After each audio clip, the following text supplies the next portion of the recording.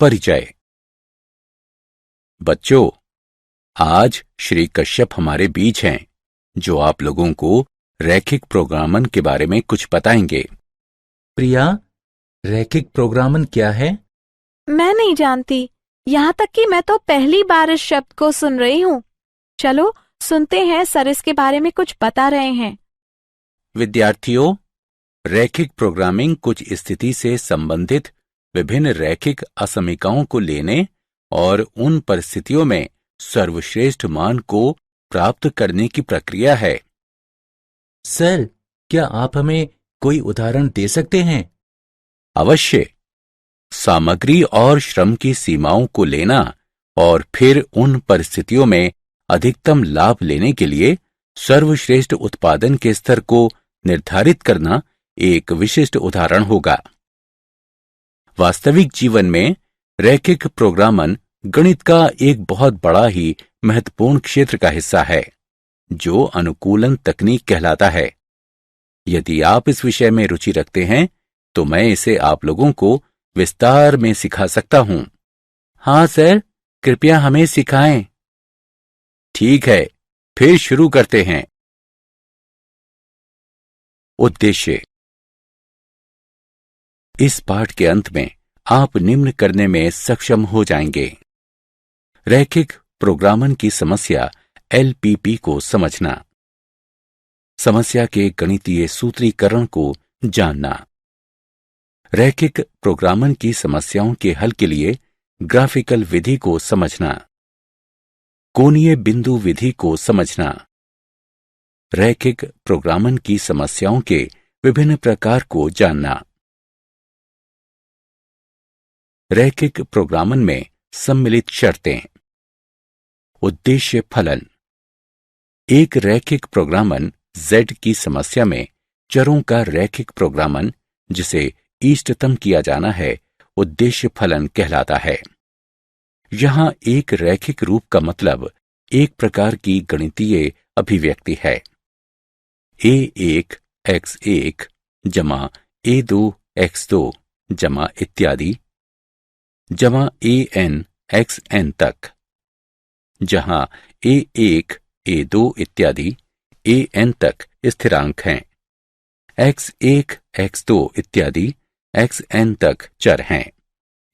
चर। रैखिक प्रोग्रामन की समस्याओं में उत्पाद, सेवाएं, परियोजनाएं आदि दिए गए सीमित संसाधनों का साझा करने के लिए एक दूसरे के साथ प्रतिस्पर्धी हैं। चर या निर्णय चर कहलाती हैं। स्थिरांक। संसाधनों पर सीमाएं, हाथ में नकदी, उत्पादन क्षमता, श्रम शक्ति, समय, मशीनों आदि की तरह, जिन्हें विभिन्न प्रतिस्पर्धी चरों के बीच आवंटित किया जाना है, रेखीय समीकरण के रूप में होती हैं तथा प्रतिबंध या बाध्यता कहलाती हैं। गैर नकारात्मक प्रतिबंध। सभी निर्णय चरों को गैर ऋणात्मक मानों को बनाए रखना जरूरी है, क्योंकि भौतिक मात्राओं के ऋणात्मक मान एक असंभव स्थिति है।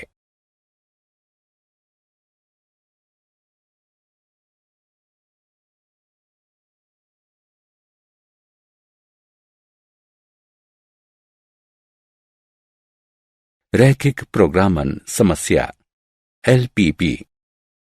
एक रैखिक प्रोग्रामन समस्या वो समस्या है जिसमें हम रैखिक अभिव्यक्ति के अधिकतम या न्यूनतम मानों को ज्ञात करते हैं। AX जमा BY जमा CZ जमा इत्यादि इसके रूप की रैखिक बाधाओं की संख्या के अधीन उद्देश्य फलन कहलाता है। AX जमा BY जमा CZ जमा इत्यादि n से छोटा या बराबर है, अथवा AX जमा BY जमा CZ जमा इत्यादि n से बड़ा या बराबर है। उद्देश्य फलन का अधिकतम अथवा न्यूनतम मान इष्टतम मान कहलाता है तथा x, y, z इत्यादि के मानों का संग्रह जो इष्टतम मान देता है एक इष्टतम हल होता है। चर x, y, z इत्यादि निर्णय चर कहलाते हैं। समस्याओं का गणितीय निरूपण। एक गणितीय मॉडल के रूप में रैखिक प्रोग्रामन समस्या के सूत्रीकरण में दिए गए महत्वपूर्ण कदम सम्मिलित होते हैं। चरण 1, निर्धारित किए जाने के लिए निर्णय चर को पहचानिए तथा बीजीय प्रतीकों की दृष्टि में उन्हें व्यक्त कीजिए, जैसे x1, x2 इत्यादि। चरण 2, दी गई समस्या में सभी सीमाओं को पहचानिए तथा ऊपर परिभाषित निर्णय चर के संदर्भ में रेखीय समीकरण या असमानताओं के रूप में उन्हें व्यक्त कीजिए। चरण 3, इष्टतम, अधिकतम अथवा न्यूनतम किए जाने वाले उद्देश्य को पहचानिए तथा ऊपर परिभाषित निर्णय चर के एक रेखीय फलन के रूप में उन्हें व्यक्त कीजिए।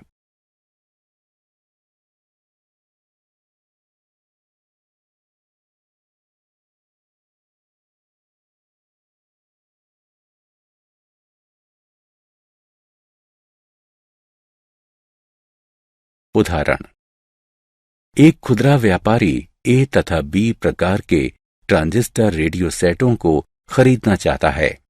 प्रत्येक ए प्रकार के सेट की लागत 360 रुपए तथा प्रत्येक बी प्रकार के सेट की लागत 240 रुपए है। खुदरा व्यापारी जानता है कि वो 20 से अधिक सेट नहीं बेच सकता, इसलिए वो 20 से अधिक सेट नहीं खरीदना चाहता है तथा वो 5,760 रुपए से अधिक का भुगतान नहीं कर सकता है। उसे उम्मीद है कि ए प्रकार के प्रत्येक सेट के लिए उसे 50 रुपए का तथा बी प्रकार के प्रत्येक सेट के लिए उसे 40 रुपए का लाभ मिलेगा। अधिकतम लाभ प्राप्त करने के लिए रैखिक प्रोग्रामन समस्या के रूप में समस्या का सूत्रीकरण कीजिए। हल, मान लीजिए कि खुदरा व्यापारी ए प्रकार के x1 सेट तथा बी प्रकार के x2 सेटों को खरीदता है। क्योंकि प्रत्येक प्रकार के सेटों की संख्या धनात्मक है, इसलिए x1 0 से बड़ा या बराबर है, इसे समीकरण 1 से चिन्हित करें। x2 0 से बड़ा या बराबर है, इसे समीकरण 2 से चिन्हित करें।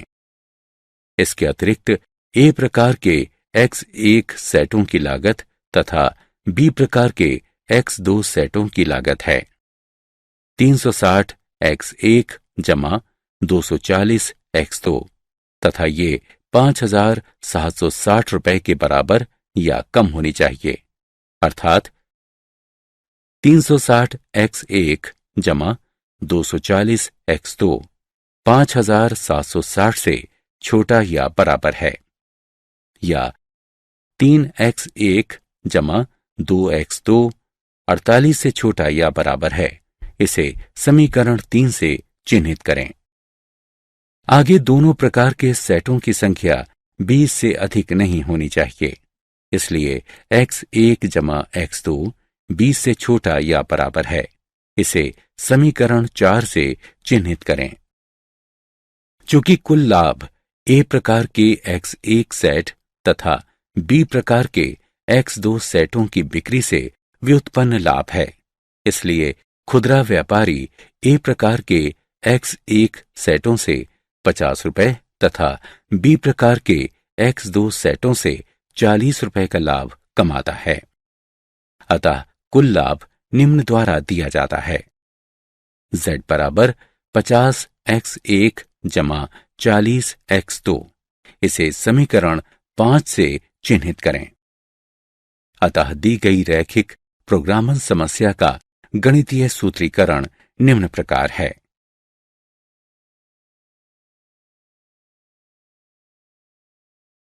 एक रैखिक असमीका के हल सेट का आरेखन। समीका को असमीका में बदलने से प्राप्त सरल रेखा का आरेख बनाइए। परीक्षण बिंदु का चयन कीजिए जो रेखा पर ना हो। यदि रेखा अपने मूल से होकर ना गुजरे तब 0 0 एक अच्छा चयन होगा तथा यदि रेखा अपने मूल से होकर गुजरती है तब किसी अक्ष पर स्थित बिंदु का चयन एक अच्छा चयन होगा। यदि परीक्षण बिंदु असमीका को संतुष्ट करता है तब सेटों का हल परीक्षण बिंदु के रूप में रेखा के समान पक्ष वाला सुसंगत क्षेत्र होता है, अन्यथा यह रेखा के दूसरी तरफ का क्षेत्र होता है। किसी भी स्थिति में हल क्षेत्र को प्रकट करते हुए उस पक्ष को छायांकित करें जिसमें हल सम्मिलित ना हो। उदाहरण, रैखिक असमीका के आरेखन के लिए 3x घटा 4y 12 से छोटा या बराबर है। सर्वप्रथम रेखा 3x घटा 4y बराबर 12 का आरेख बनाएं। फिर परीक्षण बिंदु के रूप में मूल बिंदुओं 0 0 का चयन करें क्योंकि ये रेखा पर नहीं है। असमानता में x बराबर 0, y बराबर 0 प्रतिस्थापन करने पर 3 0 घटा 4 0 12 से छोटा या बराबर है। क्योंकि ये एक सत्य कथन है, 0 0 हल सेट में है, तब 0 0 बिंदु के रूप में हल सेट सभी बिंदुओं का हल सेट है। इस क्षेत्र को छोड़ दिया गया है जबकि छायांकित क्षेत्र व्यवरोधित है।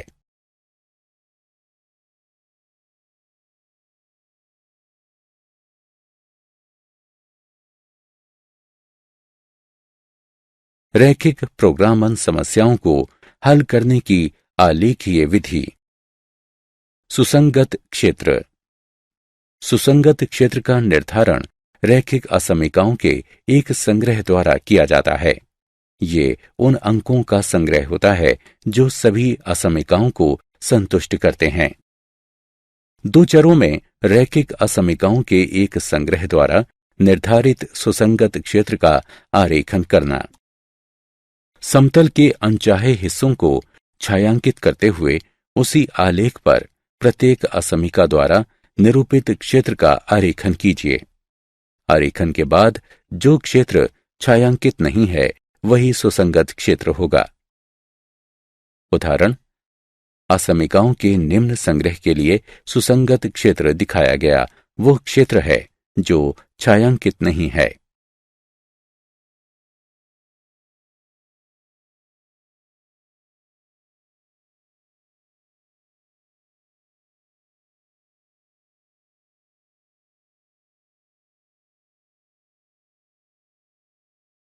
रैखिक प्रोग्रामन समस्याओं को हल करने की आलेखीय विधि।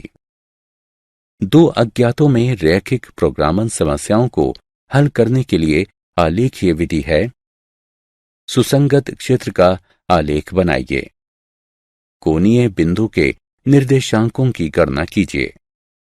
इष्टतम मान कौन देता है ये देखने के लिए कोणीय बिंदु के निर्देशांकों को उद्देश्य फलन में प्रतिस्थापित कीजिए।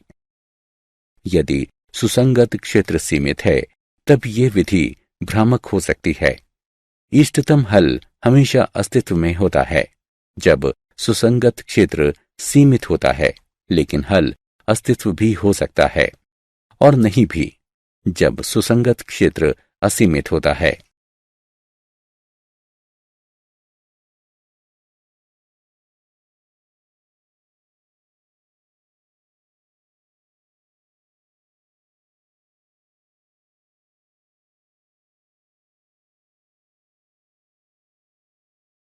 प्रमेय। दी गई प्रमेय रैखिक प्रोग्रामन समस्याओं को हल करने में मूलभूत हैं। प्रमेय 1।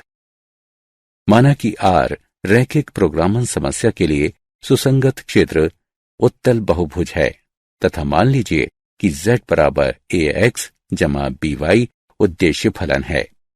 तो जब z का मान इष्टतम, अधिकतम या न्यूनतम हो, जहां x तथा y रैखिक असमीकाओं से वर्णित व्यवरोधों के अधीन है, तब ये इष्टतम मान सुसंगत क्षेत्र के कोणीय बिंदु पर होने चाहिए। प्रमेय 2। माना कि R रैखिक प्रोग्रामन समस्या के लिए सुसंगत क्षेत्र है तथा मान लीजिए कि z बराबर ax जमा by उद्देश्य फलन है।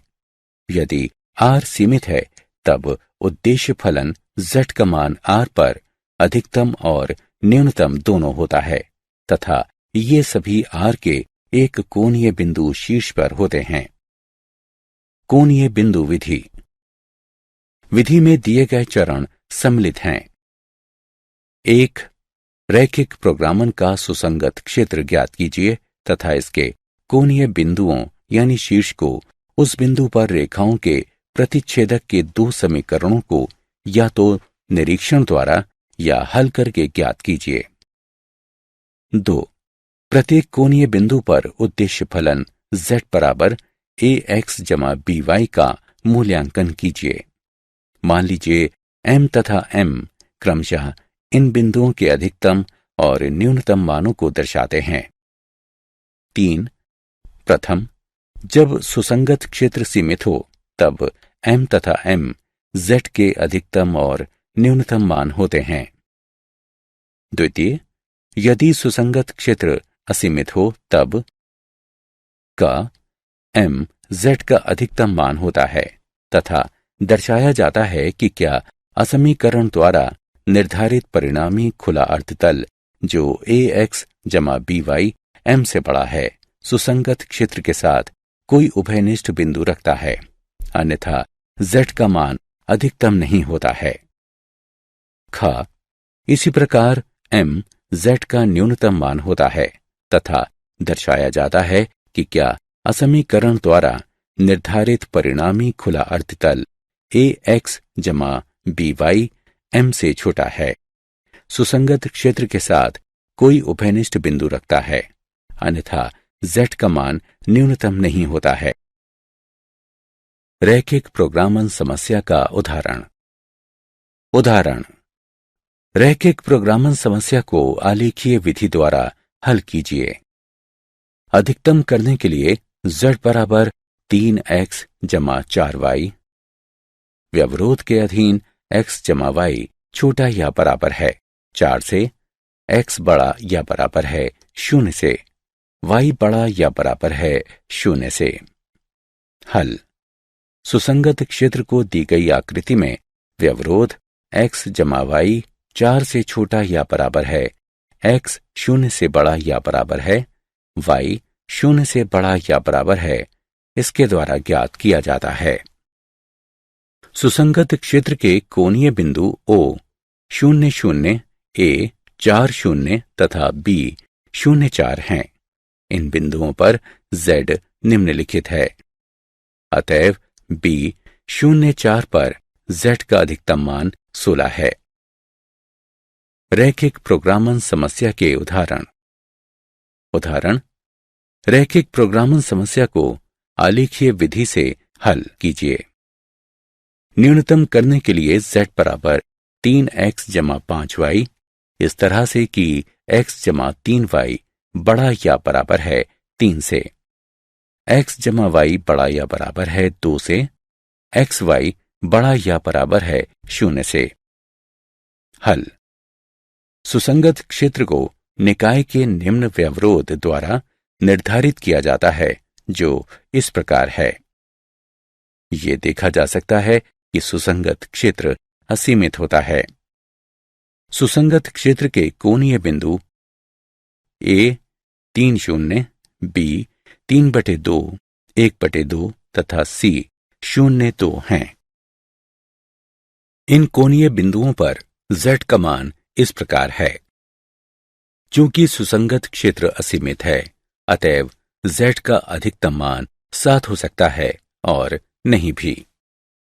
इसके लिए हम असमीका 3x जमा 5y 7 से छोटा है का ग्राफ खींचते हैं तथा जांच करते हैं कि क्या असमीकरण द्वारा निर्धारित परिणामी खुला अर्धतल सुसंगत क्षेत्र के साथ कोई उभयनिष्ठ बिंदु रखता है अथवा नहीं। ये देखा जा सकता है कि सुसंगत क्षेत्र में 3x जमा 5y 7 से छोटा है के साथ कोई भी बिंदु समान नहीं है, अतएव 3/2, 1/2 पर Z का न्यूनतम मान 7 है।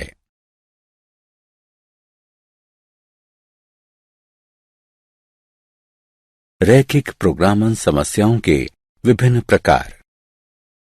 उत्पादन संबंधी समस्याएं। इन समस्याओं में हम निर्धारित करते हैं कि विभिन्न उत्पादनों की इकाइयों के नग बनाने तथा एक फर्म द्वारा बेचे जाने में एक निश्चित जनशक्ति, मशीन के घंटे, प्रति इकाई उत्पादन के श्रम के घंटे, प्रति इकाई माल भंडारण गोदाम आदि को दृष्टि में रखते हुए अधिकतम लाभ कमाया जा सके। चलो इसे बेहतर ढंग से समझने के लिए एक उदाहरण लेते हैं। उदाहरण, एक कारखाने में ए तथा बी दो प्रकार के पेंचों का निर्माण किया जाता है।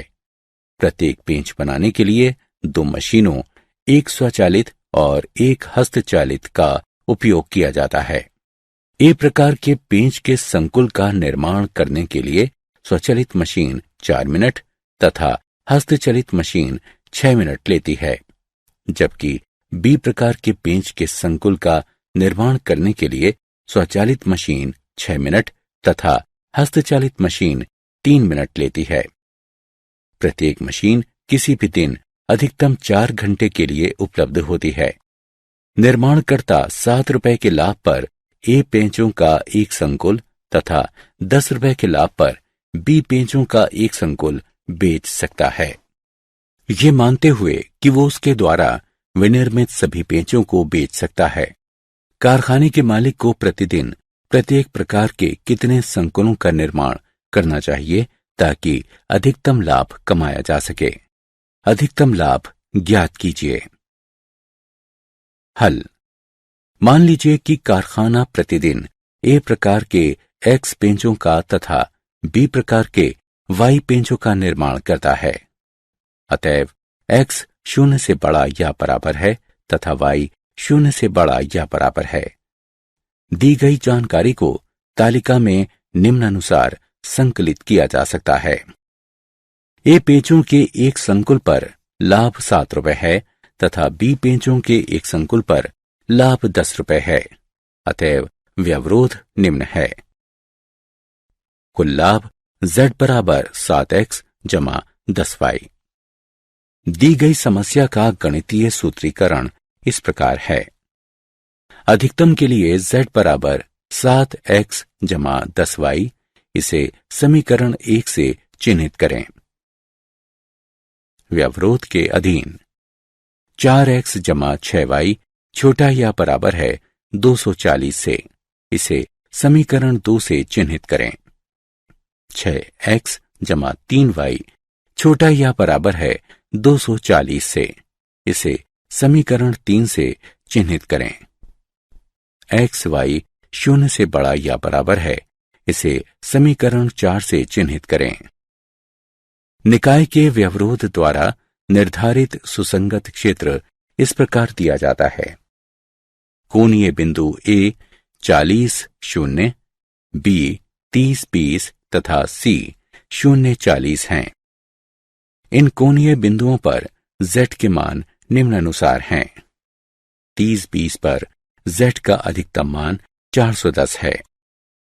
इस प्रकार कारखाने को 410 रुपए का अधिकतम लाभ प्राप्त करने के लिए ए पेंचों के 30 संकुलों का तथा बी पेंचों के 20 संकुलों का उत्पादन करना चाहिए।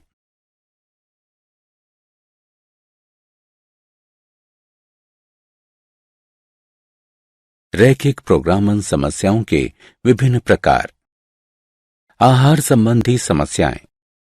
इन समस्याओं में हम विभिन्न प्रकार के घटक या पोषक तत्वों की मात्रा निर्धारित करते हैं, जिन्हें आहार में सम्मिलित किया जाना चाहिए ताकि वांछित आहार की लागत को कम किया जा सके, ताकि घटक या पोषक तत्वों की निश्चित न्यूनतम मात्रा सम्मिलित की जा सके। उदाहरण, रेशमा 2 प्रकार के भोज्यों P तथा Q को इस प्रकार मिलाना चाहती है कि मिश्रण में विटामिन A के कम से कम 8 मात्रक घटक तथा विटामिन B के कम से कम 11 मात्रक घटक हों। भोज्य P की लागत 60 रुपए प्रति किलोग्राम तथा भोज्य Q की लागत 80 रुपए प्रति किलोग्राम है। भोज्य P में प्रति किलोग्राम 3 मात्रक विटामिन A तथा प्रति किलोग्राम 5 मात्रक विटामिन बी सम्मिलित है, जबकि भोज्य क्यू में प्रति किलोग्राम 4 मात्रक विटामिन ए तथा प्रति किलोग्राम 2 मात्रक विटामिन बी सम्मिलित है। मिश्रण की न्यूनतम लागत ज्ञात कीजिए। हल। माना कि मिश्रण में भोज्य पी के x किलोग्राम तथा भोज्य क्यू के y किलोग्राम सम्मिलित हैं। अतएव x 0 से बड़ा है या बराबर है तथा y 0 से बड़ा है या बराबर है। दी गई जानकारी को निम्न तालिका में सम्मिलित किया जा सकता है। मिश्रण में कम से कम विटामिन ए के 8 तथा विटामिन बी के 11 मात्रक सम्मिलित होने चाहिए। अतएव निम्न व्यवरोध प्राप्त होते हैं। 3x जमा 4y 8 से बड़ा या बराबर है। 5x जमा 2y 11 से बड़ा है या बराबर है। भोज्य खरीदने का कुल मूल्य z है। z बराबर 60x जमा 80y। दी गई समस्या का गणितीय सूत्रीकरण निम्नलिखित है। कम करने के लिए z बराबर 60x जमा 80y। इसे समीकरण 1 से चिन्हित करें। व्यारोधों के अंतर्गत 3x जमा 4y 8 से बड़ा है या बराबर है। इसे समीकरण 2 से चिन्हित करें। 5x जमा 2y 11 से बड़ा है या बराबर है। इसे समीकरण 3 से चिन्हित करें। xy 0 से बड़ा है या बराबर है। इसे समीकरण 4 से चिन्हित करें। निकाय के व्यवरोधों द्वारा प्राप्त सुसंगत क्षेत्र निम्नानुसार है। ये देखा जा सकता है कि सुसंगत क्षेत्र अपरिबद्ध है। सुसंगत क्षेत्र के कोणीय बिंदु निम्न हैं। इन कोणीय बिंदुओं पर z का मान निम्नानुसार है। चूंकि सुसंगत क्षेत्र अपरिबद्ध है, अतएव z का न्यूनतम मान 160 हो सकता है और नहीं भी। इसके लिए हम निम्नलिखित असमीका का आलेख खींचते हैं। 60x जमा 80y 160 से छोटा है अथवा 3x जमा 4y 8 से छोटा है तथा जांच करते हैं कि क्या असमीकरण द्वारा निर्धारित परिणामी खुला अर्धतल सुसंगत क्षेत्र के साथ कोई उभयनिष्ठ बिंदु रखता है। यह देखा गया है कि सुसंगत क्षेत्र 3x जमा 4y 8 से छोटा है, इसके साथ कोई उभयनिष्ठ बिंदु रखता है। अतएव निम्न बिंदुओं के जोड़ने वाले रेखाखंड पर मिश्रण का न्यूनतम मूल्य 160 रुपये होगा।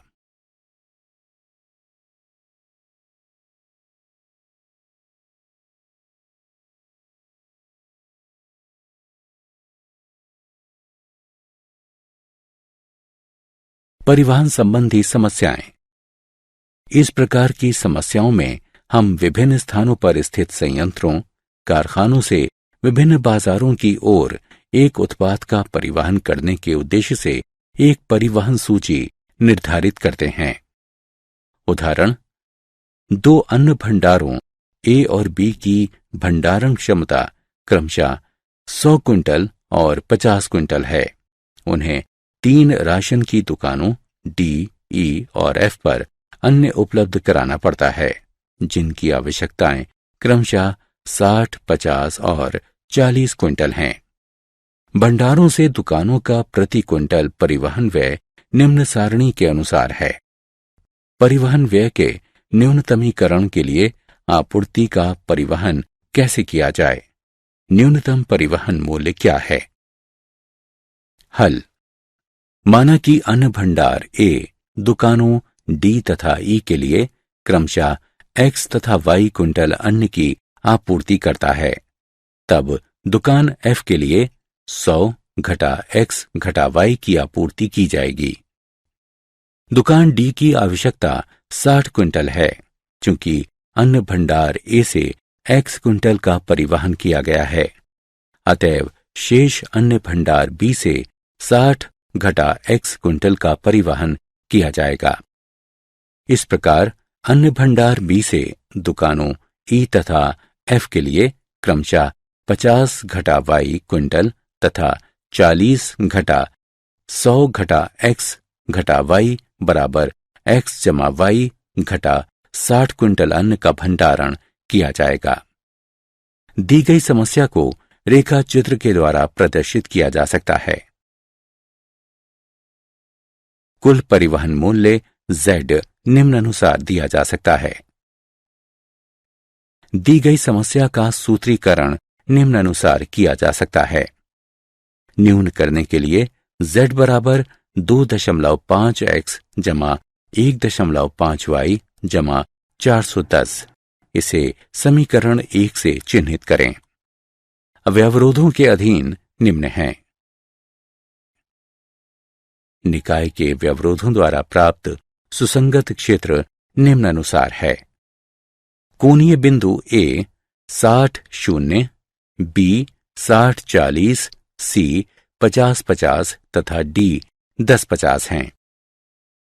इन कोणीय बिंदु पर Z के मान निम्नानुसार हैं। 10-50 पर Z का न्यूनतम मान 510 है। इस प्रकार A से दुकानों D, E तथा F में परिवहन अन्न की मात्रा क्रमशः 10 क्विंटल, 50 क्विंटल तथा 40 क्विंटल है एवं B से दुकानों D, E तथा F में परिवहन अन्न की मात्रा क्रमशः 50 क्विंटल, 0 क्विंटल तथा 0 क्विंटल है। न्यूनतम मूल्य 510 है।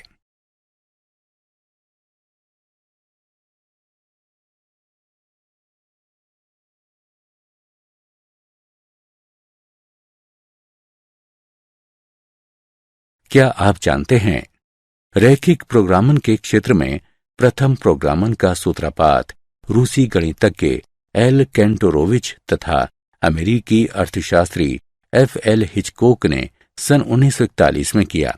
दोनों ने स्वतंत्र रूप से कार्य किया। इस प्रोग्रामन को परिवहन समस्या के नाम से जाना गया। सन 1947 में G.B. डेंटजिग ने एक दक्षतापूर्ण विधि जो सिंप्लेक्स विधि के नाम से प्रसिद्ध है उसका सुझाव दिया, जो रैखिक प्रोग्रामन समस्याओं को सीमित प्रक्रमों में हल करने की सशक्त विधि है।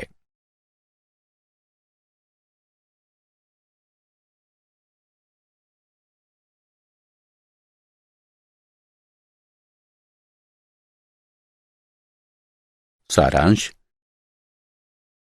आइए हमने जो कुछ भी सीखा है उसे संक्षेप में दोहराएं। एक रैखिक प्रोग्रामन समस्या वो समस्या है जो इन शर्तों के अधीन कई चरों के रेखीय फलन, उद्देश्य फलन कहलाता है, कि इष्टतम मान अधिकतम अथवा न्यूनतम ज्ञात करने से संबंधित है। इसमें चर गैर ऋणात्मक होते हैं तथा रैखिक असमीकाओं के एक सेट रैखिक अव्यवरोध कहलाता है, उसको संतुष्ट करता है। चरों को निर्णय चर तथा गैर ऋणात्मक चर भी कहा जाता है। कुछ महत्वपूर्ण रैखिक प्रोग्रामन समस्याएं हैं: आहार संबंधी समस्याएं, उत्पादन संबंधी समस्याएं और परिवहन संबंधी समस्याएं। एक रैखिक प्रोग्रामन समस्या के गैर ऋणात्मक व्यवरोधों जहां x, y 0 से बड़े हैं समेत सभी व्यवरोधों के द्वारा निर्धारित उभयनिष्ठ क्षेत्र समस्या का सुसंगत क्षेत्र अथवा हल क्षेत्र कहलाता है।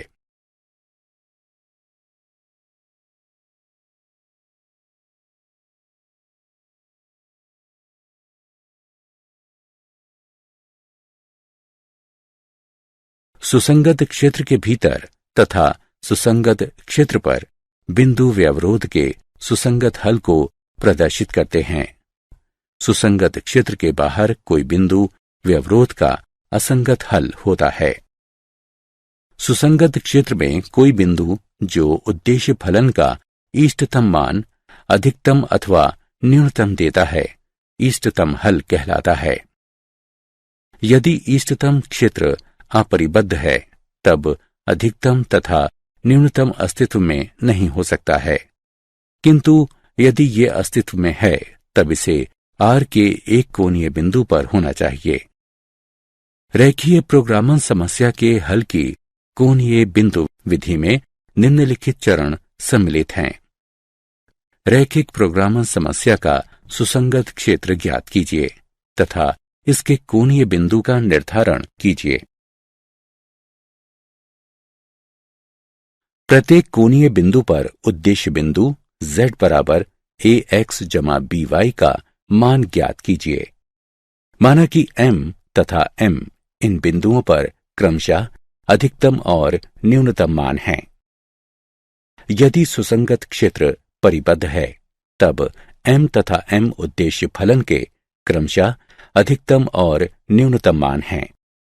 यदि सुसंगत क्षेत्र अपरिबद्ध है तब m उद्देश्य फलन का अधिकतम मान होता है तथा दर्शाया जाता है कि क्या असमीकरण द्वारा निर्धारित परिणामी खुला अर्धतल ax जमा by m से बड़ा है। सुसंगत क्षेत्र के साथ कोई उभयनिष्ठ बिंदु रखता है, अन्यथा z का मान अधिकतम नहीं होता है। इसी प्रकार m उद्देश्य फलन का न्यूनतम मान होता है तथा दर्शाया जाता है कि क्या असमीकरण द्वारा निर्धारित परिणामी खुला अर्धतल ax जमा by m से छोटा है। सुसंगत क्षेत्र के साथ कोई उभयनिष्ठ बिंदु रखता है, अन्यथा z का मान न्यूनतम नहीं होता है।